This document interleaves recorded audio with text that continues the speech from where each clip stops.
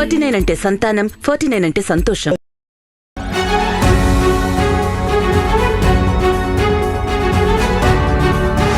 నమస్తే, welcome to I dream. తెలంగాణలో ఇప్పుడు ఎక్కడ చూసినా ఈడీ దాడులు సంచలనం రేపుతున్నాయి. ప్రజాప్రతినిధుల ఇళ్లపై మెరుపు దాడులు చేస్తూనే మరోవైపు అరెస్టు చేస్తున్నారు ఈడీ అధికారులు. బుధవారం తెలంగాణలో ప్రముఖ వ్యాపారవేత్తతో పాటు English paper Deccan Chronicle chairman వెంకట్రామరెడ్డిని ఈడీ అరెస్టు చేసింది. డెక్కన్ క్రానికల్ మాజీ చైర్మన్ వెంకట్రామరెడ్డిని ఎన్ఫోర్స్మెంట్ డైరెక్టరేట్ అరెస్టు చేసింది. బ్యాంక్ మోసం, మనీ లాండరింగ్ కేసులో ఆరోపణలు ఎదుర్కొంటున్న డెక్కన్ క్రానికల్ హోల్డింగ్స్ లిమిటెడ్ ప్రమోటర్లు, మాజీ డైరెక్టర్లు అయిన వెంకట్రామరెడ్డితో పాటు PK Iyer, TC auditor Mani ఉమెన్లను ఈ కేసులో అదుపులోకి తీసుకుంది.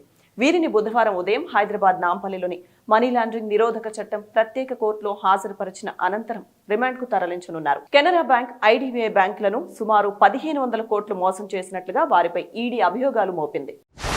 సిబిఐ కేసుల ఆధారంగా మనీ లాండరింగ్ దర్యాప్తు చేస్తున్న ఈడీ వెంకట్రామరెడ్డికి చెందిన 3300 కోట్ల విలువైన ఆస్తులను అటాచ్ చేసింది.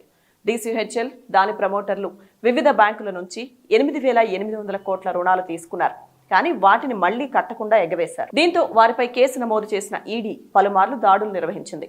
న్యూఢిల్లీ, హైదరాబాద్, గుర్గావ్, చెన్నై, బెంగళూరులోని కంపెనీ ఆస్తులను అటాచ్ చేసింది.